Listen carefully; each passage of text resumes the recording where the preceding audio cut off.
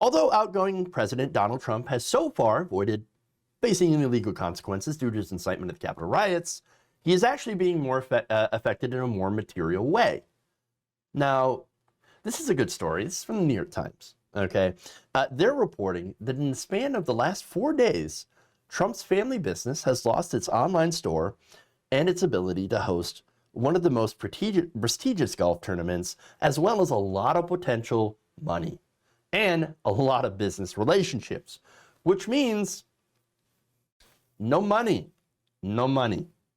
All right, so now, as House Democrats, they write, introduced an article of impeachment on Monday, more than a dozen big businesses have vowed to withhold certain political donations to the Republican Party.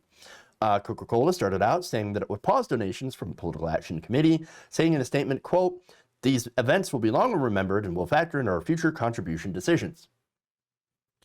Yeah, so a lot of you might not know, like, a lot of these corporations, well, they're corporations, they don't have any morality, and so they will donate to political parties based on business, the monies. It's all about the monies. And so it's all about, like, hey, Republicans, you want to give me lower taxes and less regulation? Well, that's good for our business. So yeah, we're gonna donate to you.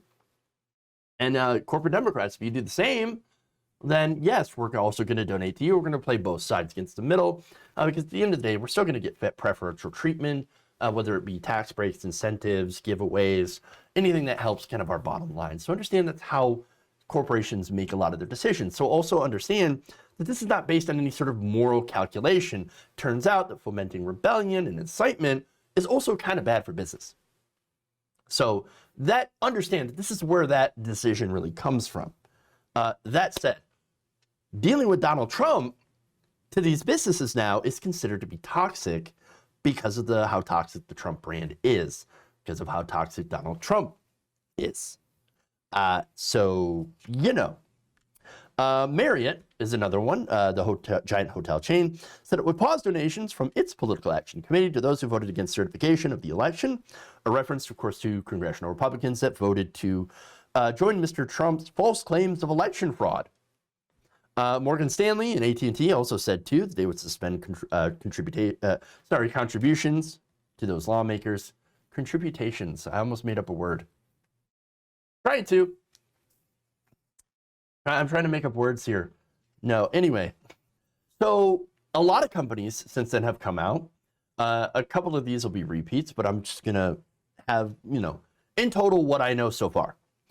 So AT&T, ConocoPhillips, Dow, Facebook, UPS, JP Morgan Chase, Bank of America, Wells Fargo, Citibank, Amazon, Comcast, GE, Blue Cross Blue Shield, Marriott, Microsoft, Google, Verizon, BP, Boston Science, Goldman Sachs, BlackRock, Airbnb, Amex, Visa, MasterCard, Best Buy, and ExxonMobil. ExxonMobil, the company who lied for years and literally gaslit the country, the American people, about climate change. That company is even like, ooh, Republicans, bridge too far, guys. Not good for business. Too toxic for our brand. Sorry. Dude, ExxonMobil's the reason, like, our country's on fire.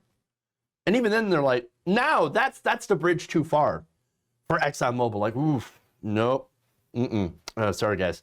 We're not really interested in the whole fomenting rebellion thing. Yeah. We'll light the country on fire. We'll light the whole planet on fire. But this is too far.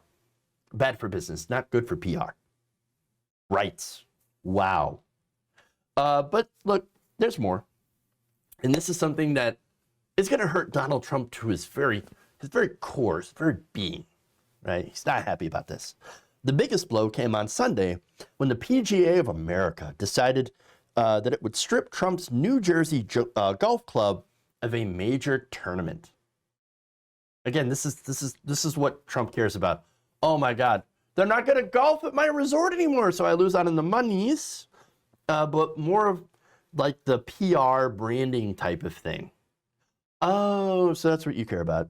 Apparently, Mr. Trump was said to be gutted by the PGA decision, according to a person close to the White House, as he had worked personally for years to push tournament executives to hold events at his courses. Sad, baby. But it gets better. Some members of the president's own golf clubs are now reassessing, real late, by the way. I mean, calling, Mexicans rapists and murderers that are, being sent here by South American, countries, as well as Mexico. That wasn't a bar, too far, right? But this is too far. He had to literally try to overthrow the country for them to be like, I feel, let me tell you there, Charles, I feel rather uncomfortable here right now. Are we the baddies? I think we're the baddies. I think we should unsubscribe from this country club. Do you unsubscribe from the country club? I have no idea. As you can tell, I'm not exactly a member of the upper crust, so I wouldn't exactly know, even though I do like to go golfing once in a while. I know. Bougie golfing here. Even though I would actually prefer to see some golf clubs get like turned into homeless shelters or low-income housing. Totally fine with that. 100%. But anyway, there's more. These people are saying that they are deciding whether or not to keep their membership because of protests and vandalism. So it's not just the fact that it's not really because they're uncomfortable with this, actually, but because they're worried about vandalism. Oh no, Charles, those vandals, they might ruin tea time at noon. But we should go and become a member of another club. Yes, I think that's what we should do, yes.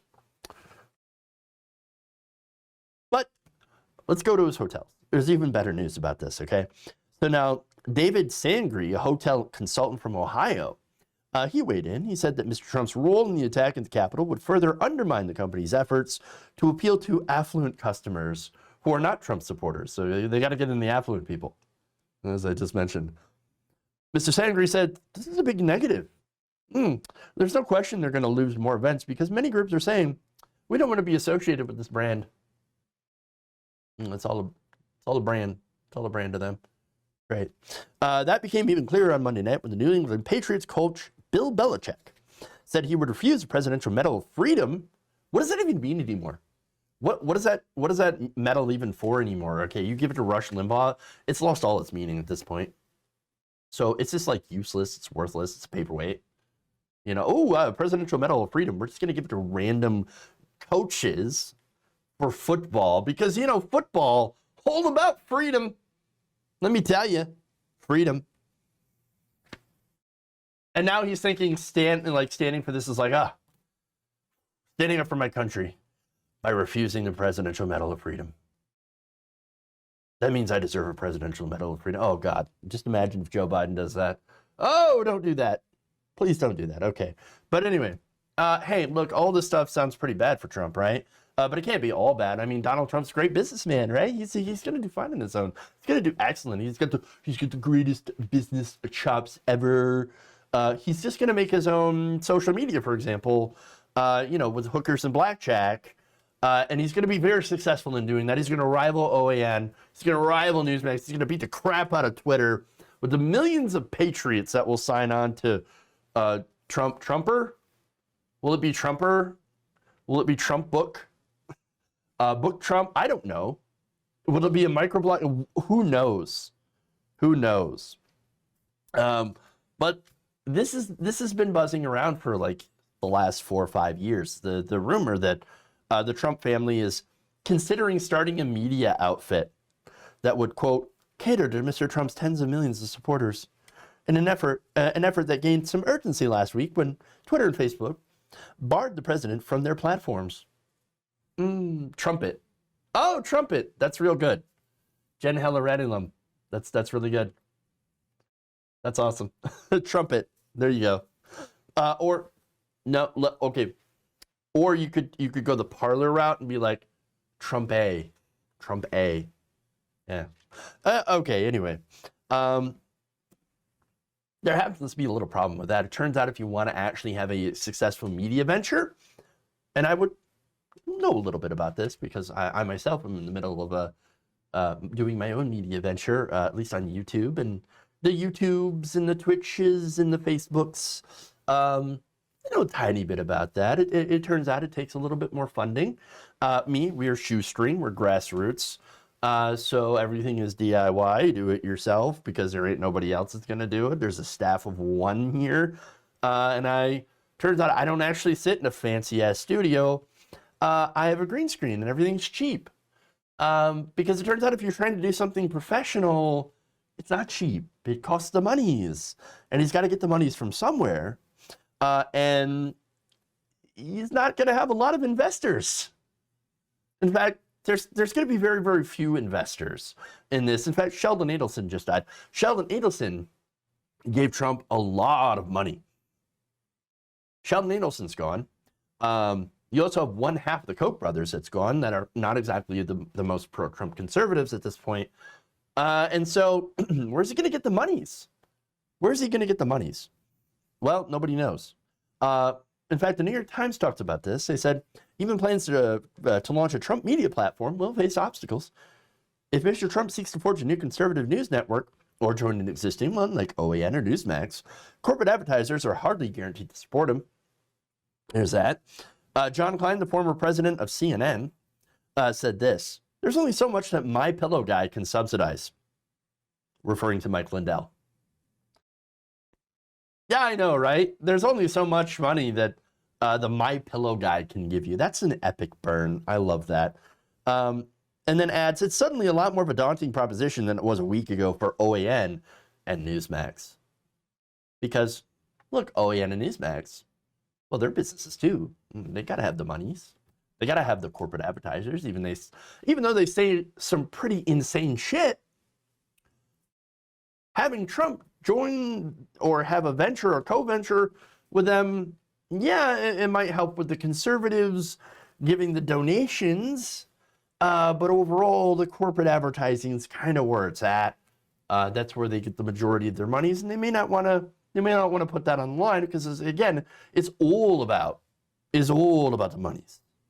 But okay, not only doing that, not only that, but doing so, of course, they mention that it would present a daunting logistical and legal challenges, and whatever he seeks to create may require significant resources and possibly loans, which could be in short supply from mainstream sources. And I'm going to get into why too. But first, I got to ask, if you're going to go for social media, creating a social media, for example, well, why not just go to Gab? Gab exists. Did everybody forget about Gab? I mean, yes, with all the Parlay, the news, Parlay getting shut down and all these people getting booted off Facebook and Twitter and going to Parlay, but they can't go to Parlay anymore. And so what are they going to do? Well, there's Gab. Does everybody forget about Gab? What's wrong with Gab? Oh, right. I know what's wrong with Gab. The Nazis. Lots of Nazis. Tons and tons of Nazis everywhere you see. In fact, that's all that you find on Gab is just literal Nazis. Filled straight up. All Nazis all the time. And of course, the other reason, of course, is his ego. He's not going to want to go on someone else's social media. No, he wants to control it. He wants to get the monies from it. And so, but of course, in order to do that, launch a media venture and launch a social media venture, you're going to have investors, and he just doesn't have them. He's going to have a lot of funding problems, okay? And this is based on the newest news to come out, Deutsche Bank. Deutsche Bank, which has been Mr. Trump's primary lender for 2 decades, has decided not to do business with Mr. Trump or his company in the future, according to persons familiar with the bank's thinking. Mr. Trump currently owes Deutsche Bank more than $300 million in loans that are going to come due in the next couple of years. The bank has concluded that, short of forgiving the debt, it has no way to extricate itself from the Trump relationship before the loans come due. Well, guess what's going to happen? Donald Trump is going to, of course, declare bankruptcy. Count on it, guaranteed. You know it. It's going to be, what, the 6th, 7th bankruptcy at this point? So, yeah. Another longtime financial partner of the Trump, Signature Bank, is also cutting ties. The bank which helped Mr. Trump finance his Florida golf course and where Ivanka Trump, the president's daughter, was once a board member, issued a statement calling Mr. Trump to resign as president in the best interest of our nation and the American people. So now you have a lot of banks, and I mentioned a lot of the other ones earlier, that have decided to not do business with the Trumps anymore. And so in America, that leaves out a lot of potential capital. And look, Deutsche Bank, I know Deutsche Bank is a German bank. They're not an American bank, but still, they're one of the few banks that were willing to loan to the Trump family. Now they don't have that anymore. I guess that leaves only one source of potential money, of income, for his business dealings. And that, of course, is overseas money. I'm talking Russian money. I'm talking Saudi money.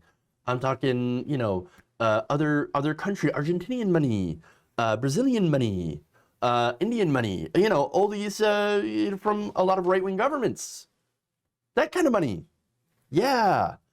In fact, the Times notes that the company could look for new deals in places where company executives believe Mr. Trump remains popular, such as Brazil under a fascist, Argentina, Israel, Saudi Arabia, and India. Yes, that's the Saudi money from Mohammed bin Salman. Great. Trump could also hit the speaking circuit, collecting large payments for each appearance, a company executive said. Oh, good. Who would pay money to hear Donald Trump ramble? Well, I mean, people go to the rallies for free, but I wonder how many people would actually pay to hear him talk. I'm just saying, I don't know. But I did notice, and I'm sure you did too, that he's very popular in places that have extreme right-wing governments, fascist dictatorships, etc. And so, it makes sense.